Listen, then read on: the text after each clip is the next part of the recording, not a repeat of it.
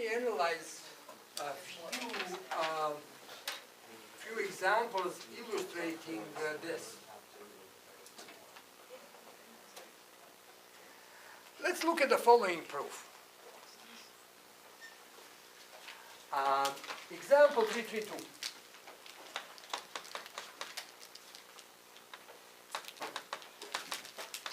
Although I will just do a little easy, more specific example, although proof goes the same way. And I say the following. Let cardinality of A equals 7. So I have a set 7 in, and what else? An A subset of Z. So these are integers, and I have set of 7 elements. And I'm looking at their remainder. So there exist A and B from A such that they are two different numbers. And by the way, in mathematics, we very often think if we give them different names that automatically they are different. No, no, no, you have to say that they are different. There exists A and B from A such that A is different from B, and a remainder of A modulo 6 is the same as remainder B modulo 6. If I have 7 of them, 2 of them have the same remainder modulo 6. Do you agree? 2 of them are congruent modulo 6. Yes. So is that the same way as just hinting and saying A modulo 6? Yes, yes. So this is, what is the notation that we use? It's like 6 mod A, or A mod 6. Maybe. A mod, okay, A mod 6. Is that how I wrote it there? A mod 6 equal B mod 6. That's the same thing. Why is that true? How many remain when you divide numbers by 6? Is the remainder always the number that's less than 6, yes or no? So what are the possible remainders? So let's set B be the set of possible remainders.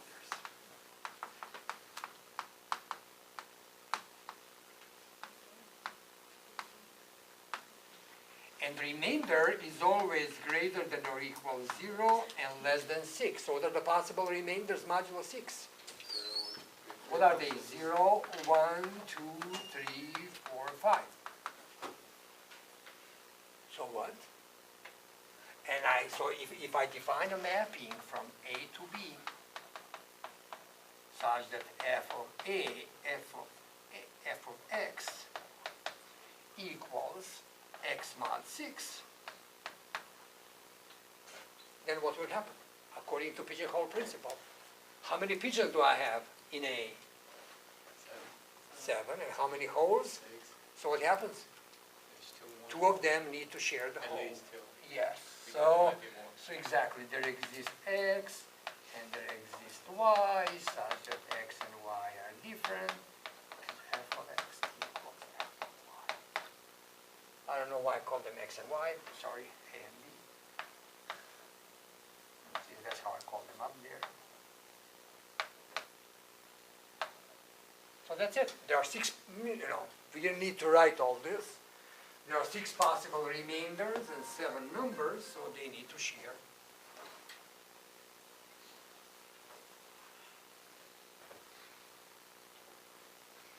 Oh, here's a neat one. It's from Ebb's book. The one, how many of you check Ebb's book from time to time? Not too many.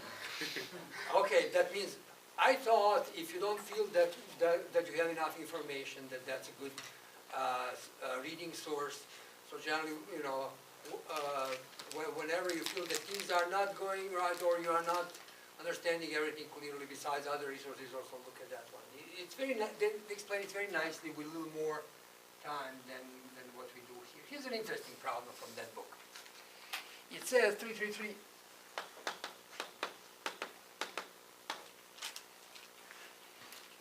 Let A be set of 10 positive integers, all less than 100. So A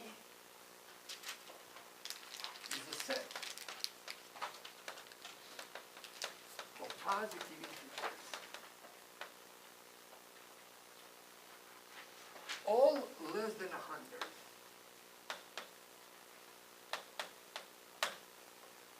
Okay. Show that there are two subsets of this set that have exactly the same sum. So whatever those numbers are, 93, 7, 17, so, like I write something like this. Okay, here's an example. 7, 17, 35, 93, 85, 87, 13, 1, 2, 3, 4, 5, 6, 7, 27, 35, 39. Here are certain numbers. 1, 2, 3, 4, 5, 6, 7, 8, 9, 10. This theorem, what? Did I repeat something? 35 points. I Okay. don't think it matters, does it? No, it does. It does not. It's very important. 40. All right. So, here are 10 different numbers. This theorem guarantees that there will be two subsets that give the same sum. We have no idea how to address that because there are tons of subsets. So who can guarantee that that sum will repeat? If I take these 3, there is some. If I take those 2, those 5, and some of those sums will be the same. And here's a very, very interesting proof. It incorporates a couple of nice details from our course. First, let's look at the power set of A. What is that? Set of all the subsets. How many subsets are there of A? Yeah, so cardinality of P of A is 2 to the 10. Which is, by the way, how much? 10 to the 4. That's how many bytes in a kilobyte, by the way. It's not thousands, 10 to the 4, 2 to the 10. All right. Then here is the, so basically my pigeons are not elements of the set, but subsets. And I'll make a set from F, from P of A into n,000.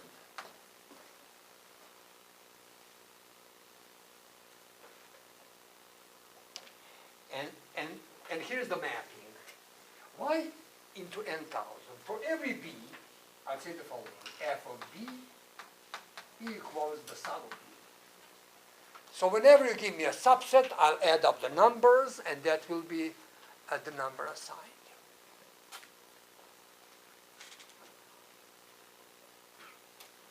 How many holes are there? Look at this. Here is where I'm worried. Could I have a subset where the sum will be more than 1,000? Oh, Why not? because they're less than 100. And so there are less than 100. So numbers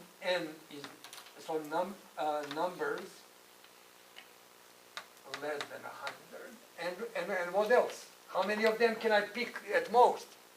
10. So 10 times 100 is what? 1,000. They're all positive. So generally, your result is less than 1,000. So what happens?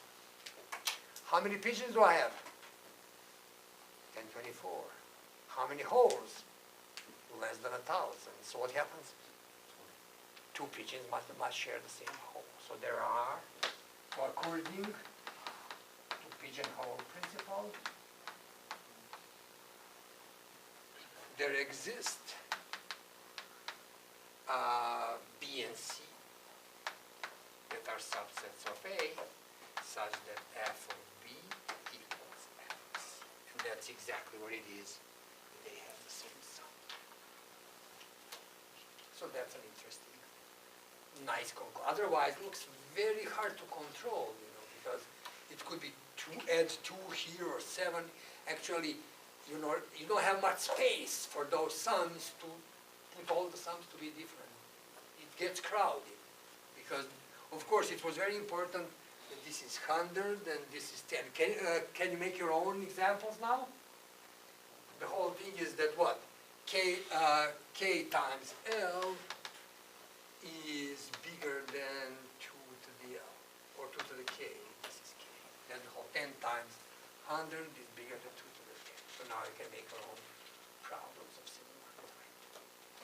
And then another famous, but next one is actually illustrating more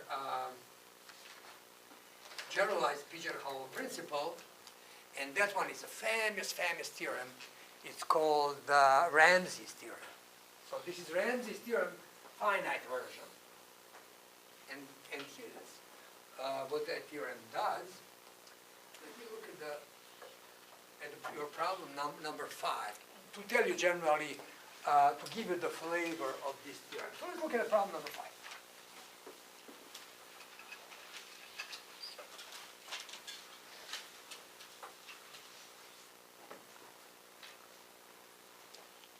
Problem number 5 says the following. We have the following sequence. 23, 7, 16, 28, 30, 12, 24, 39, 24,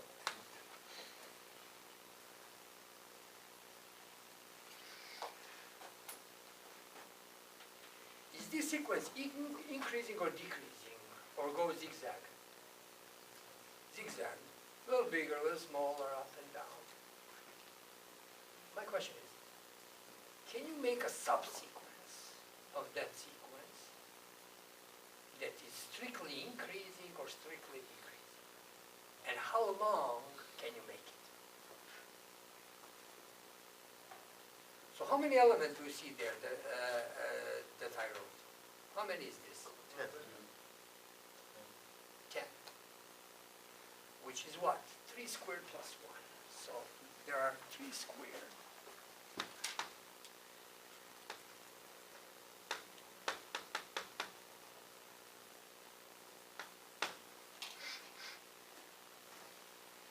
And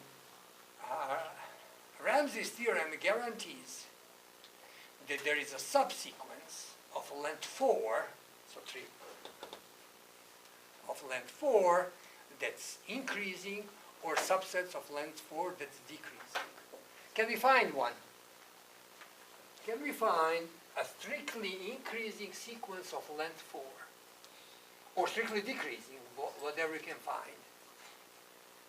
But here's the problem. Look now, if you care to look for it, there's no clear method what to do. You start going for increase, and then you can, oh, let me start decrease, and then whatever you try to build, fails. Yes? This is not a set, right?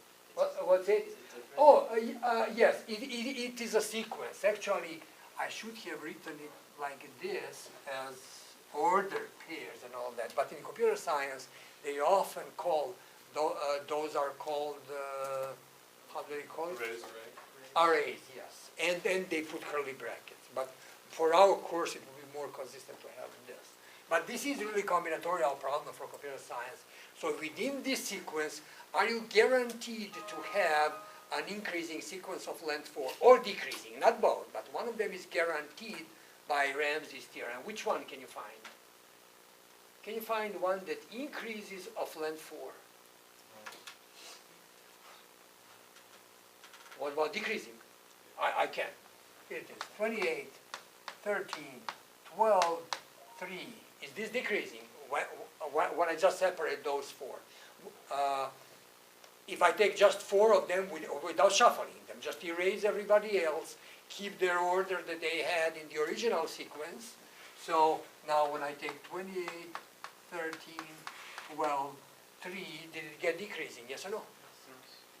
Yes. Guys, it could be considered increasing or decreasing with repeated letters? Yes, yes. It's actually, I might, just to make it simpler, I will say increasing more precisely, it's non-decreasing. So generally, if it's equal, you can consider it both as increase and decrease, however you want. So, sequence 12, 24, and 24 would be an increase. Oh, there's another 24. True, absolutely. There's another 24, yes. So generally, what do you say, 7, 12, 24, and 24. This one not technically increasing, but it's what? non-decreasing. So it's greater than or equal. Always next member is either greater or equal. That's also true. Because why? Because I might put all 24s and then you cannot get anything strict, of course. Yes. Oops, sorry. Yes. Okay, good. All right. With this chalk, I contributed to active shooting drills. How come I you have can't just, a chalk flew next to you. Sorry. All right. What was the question? you can't do it the opposite way and say that if there is an increasing? Yes, either one. So this theorem just guarantees that there is that there is increasing or decreasing sequence of length 4. Even more interesting, we're not going to cover that here. What if you have infinite sequence? Can you guarantee, so if you have infinite sequence, like in calculus 2, can you guarantee that there is infinite subsequence that's increasing, not purely, but greater than or equal, or decreasing sequence? But that's a little harder to prove. That's infinite version of Ramsey's theorem. There's lots of those. There's whole discipline in theory called partition calculus. And it's very important for all kinds of constructions in mathematics. So people did that very interesting work. So let's see, for example, why is this true? So how this theorem works, or let me project it on the screen. It's not about 3, just, so theorem says the following. A list of n squared plus 1 real numbers contains an conditional increasing. It's really not strictly increasing. When I say increasing, I mean non-decreasing. Yes, Raymond? I was just wondering for infinite sequences, what if you had an infinite sequence for, for an irrational number? Or is that possible? Doesn't matter, no. So generally, whatever numbers you use, doesn't matter, but just they are indexed by Could it increase or decrease? for irrational numbers? Yeah. Because if next one is bigger, among irrational numbers, we know who's bigger, who's smaller. So No, generally, I it meant means like- increasing means a 5th member is bigger than the 4th, or at least greater or I equal. meant like the decimal, it's like never ending. Doesn't matter, we still know, even if it's not, square root of 2 is never ending, and square root of 3 is never ending, but we know who's bigger, don't you agree? No, I mean, like, root 2 is 1.4, but you have all the numbers that never end. Like pi. Square root of 2 is also never ends. But what if you actually indexed those values instead of just separate irrational numbers? I'm not sure that I understand that. Like for pi, for instance, if you took the, like 1, 4, 1, 5, 9, you could do like 1 and 4 and 1 and 5 and 9, And Okay. that was the sequence. and that was the sequence. Are you asking if it's still? Exactly, then that one must have either strictly increasing or strictly decreasing subsequence even inside pi. So however widely generated or random it is, we guarantee by this Ramsey's theorem that it must have infinitely long increasing or decreasing sequence. All right.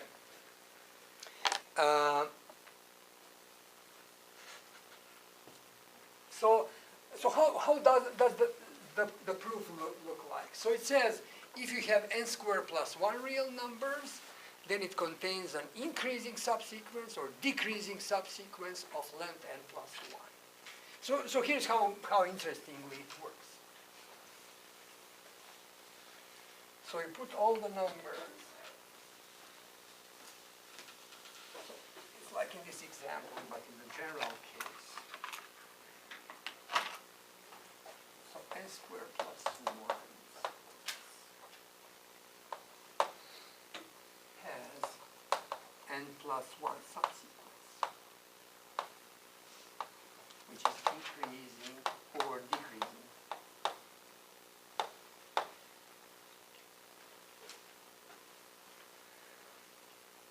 So you line up all the members, A1, you index them, A3, A4, and what is the last one?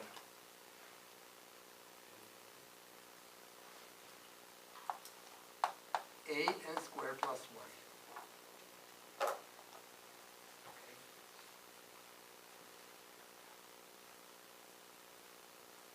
So that n squared plus 1 is your 10 from a minute ago.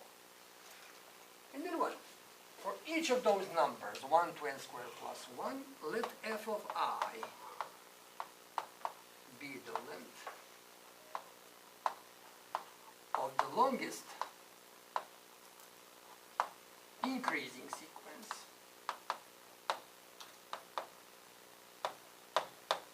starting with AI.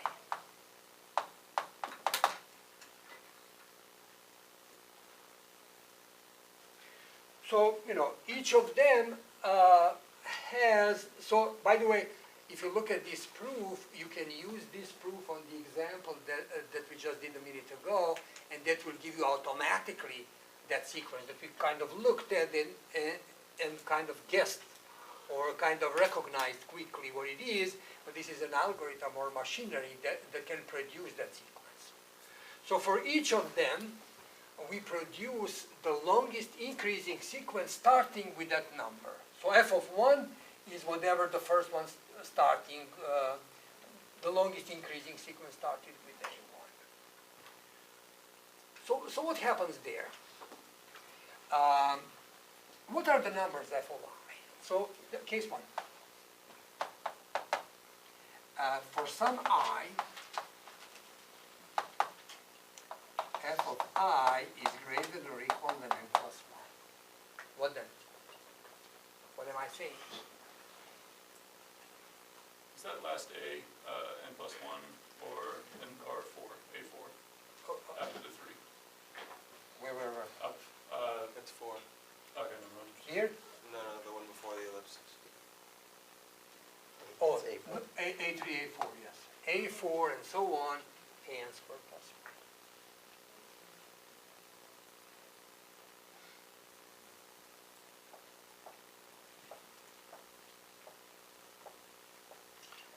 So let Fi be the length of the longest increasing sequence starting with AI. How does that work? Well, let me see in that example that you looked at a minute ago. So who is A1 here in this sequence? In problem number 5. So who's A1? Who's the first one in the list? 23. And A2 is 7. So what is f of 1? How long is the longest increasing sequence starting with 23? 23, then who's the next one? But it's not good to take 28, because if you go 23, 28, and then you have to go to what? 39, that's 3, but you can do better if you're not greedy.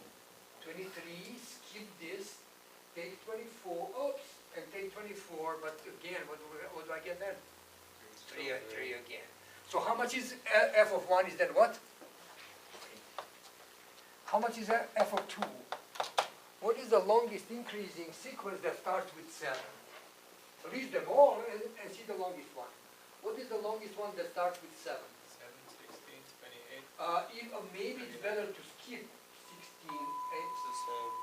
yeah, 13, but then you qualify for 24, comes to the This is a same. test of the But then college you can emergency get 24 broadcast again. So system. what would that be?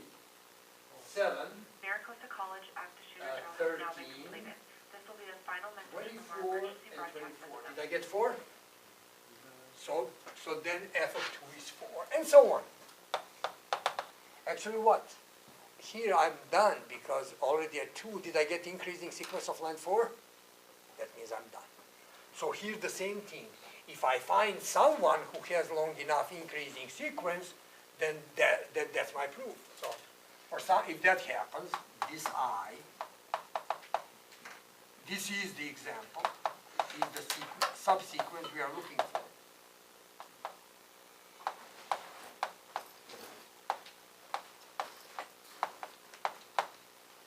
But what is the other case? Whatever increasing sequences you try, they're all too short. So all are short. That means all Fi are up to the length n. So for example, here, I never run into long increasing sequence of length 4. They're all 1, 2, or 3 that we are looking for, yeah. So what then, if they are all short, and then my image is always less than or equal n, but I have n squared plus 1 number, what is that telling you? So I have mapping f from set A into set 1 to n, and A has n squared plus 1 number. How many pigeons are guaranteed in one hole? If I have n holes and n squared plus 1 pigeons, how many times do the pigeons exceed the holes? How many times is this number bigger than this number? More than n times, an extra 1. So there are n plus 1 pies that share the same length, that have the same image.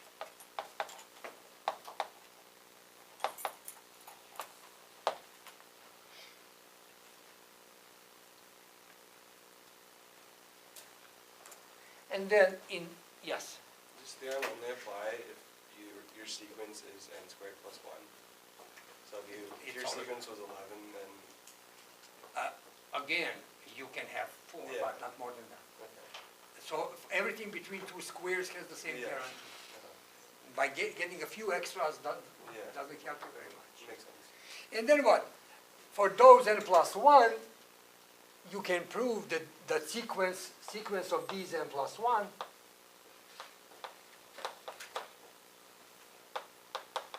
numbers must be decreasing.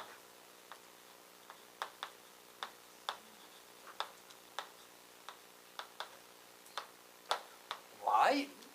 I will tell you that on Wednesday. The reason is because I got a little too much into this, so I see your enthusiasm kind of going down. So here is, if you want to benefit from this theorem and illustrate something, my suggestion is just read this part first, and then while answering your questions, I will finish the proof. Why are these members now for sure decreasing? Yes. It says the same image, right? Yes, is that they have the same image. And then, what's that? What does that mean? There's 2 pigeons. Yes, there are n plus 1 because since I have many elements, many inputs, and not too many outputs, then according to the extended pigeonhole principle, there are n plus 1 pigeons sharing the same hole, and that's exactly what I call it. So you were using the word images as Yes, to the holes, duplication to the holes. inside of one hole, okay. Yes. So image, hole is image actually, in mathematical language. Okay, And pigeons are inputs. that's okay. Yeah. Yeah. All right. As I said, I will just stop this last part of the argument and then we'll answer it on Wednesday because if you are interested, you have to go through this part of the reasoning and then when you are ready, we can, there are 2 more sentences there. Yes? You say the same image? Uh-huh. What does that mean? So there are n plus, so these elements, that means that there are elements x1, a1, a2, an plus 1, such that f of a1 equals f of a2 equals f of an plus 1. Or the same output. Output and image are the same word. Sorry, we are probably not used to the word image. Yeah, so it's output. The same output. Does it make more sense if I say output? The same output. So generally they have the same length, and that's a little tricky to have the same. All right, yes. What does image mean? Just kidding. What is the question mark at the end? Must be decreasing? Yes, but we don't know why. Okay. So now when you look at those that share the same value of f, actually when you look at them, it's not allowed. When you separate them, that sequence must be decreased. And I'm not trying to explain why because it's already complicated the way it is. I'll finish the argument on Wednesday. I wanted you to see a situation where we called multiple, this extended pigeonhole principle.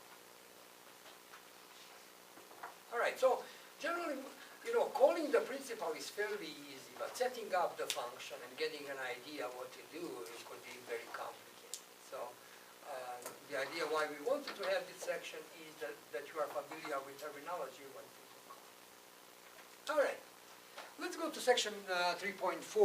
That will be even briefer than this. Again.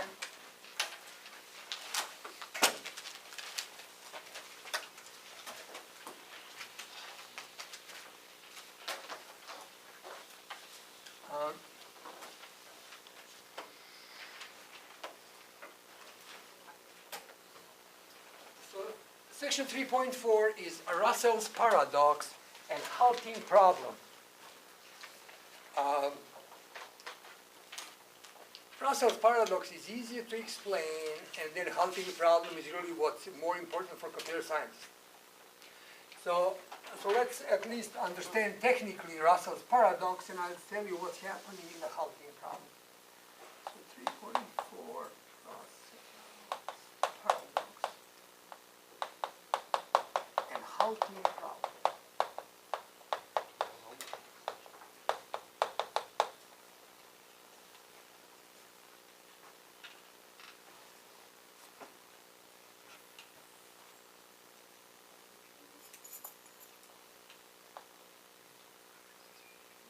Russell's paradox. Do you know who's Russell? Is it? Yes. So he was a philosopher and mathematician from the beginning of 20th century. And actually, he is responsible for one of the biggest crises in foundations of mathematics. People got very much worried when he came up with this paradox. And the paradox basically deals with the following situation. Suppose that there is a village where they follow the following rule. There's a village barber, and barber shaves only those people that do not shave themselves. That's the rule. Do you understand the rule? So if someone shaves themselves, then they don't go to barber. If someone doesn't want to do it, then barber will do it. Is it clear rule? The question is, who shaved the barber? So we'll say what? For every x, a rule is s of x, let's say, person shaves himself, not shaves himself, implies barber shaves the person. Do you agree? So that's the rule. So for every person from the village, if that person doesn't shave himself, then barber will shave that person. But then what? It all looks good until X is really the barber. Then what? We have two cases. X is the barber, B is the predicate, so I cannot call B, but I'll call him little b, is the name of the barber. So what? Either barber shaves himself, or barber's not shaving himself. Do you agree? One of those must be true, one of those two cases, because principle of exclusion of the third. So what then? If he shaves himself, no, I didn't write the rule nicely, sorry. If he doesn't shave himself, barber will shave him, agree? And what else? If he does shave himself, then barber will not shave him. So that's what it says. Barber shaves only persons that do not shave themselves. So what? If the barber shaves himself, according to rule number 2, what happens? Rule says S of B implies another B of B. So what do we get then? By modus ponens, what do we get? So barber does not shave himself. Contradiction, because here he shaves himself, and here he doesn't shave himself.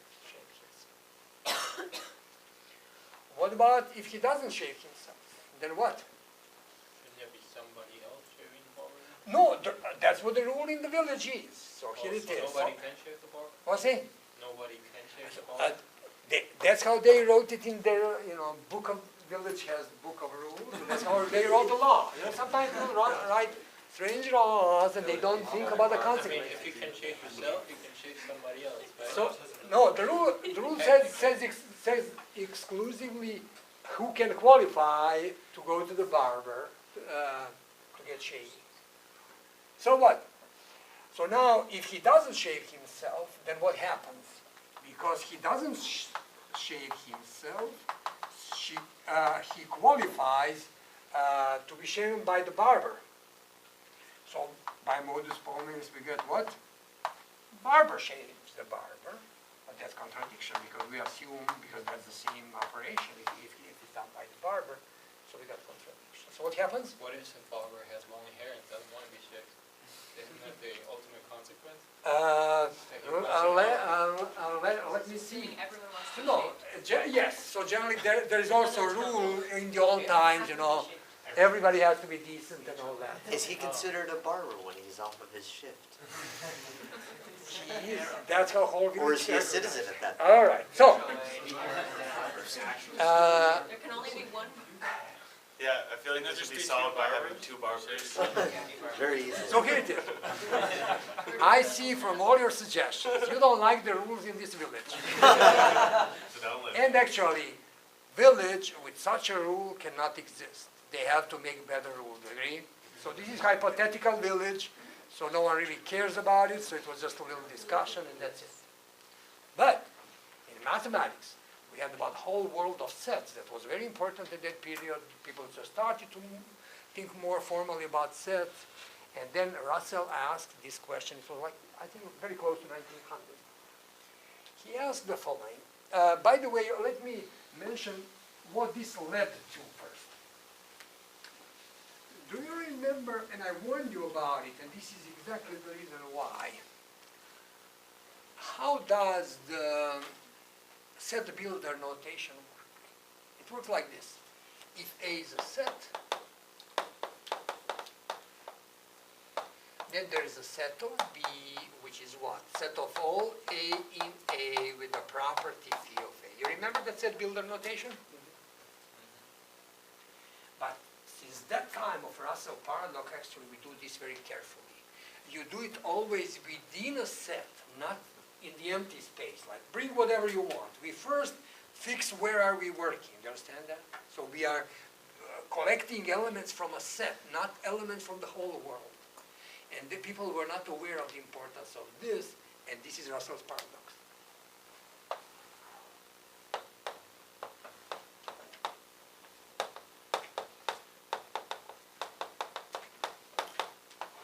You look at the following property.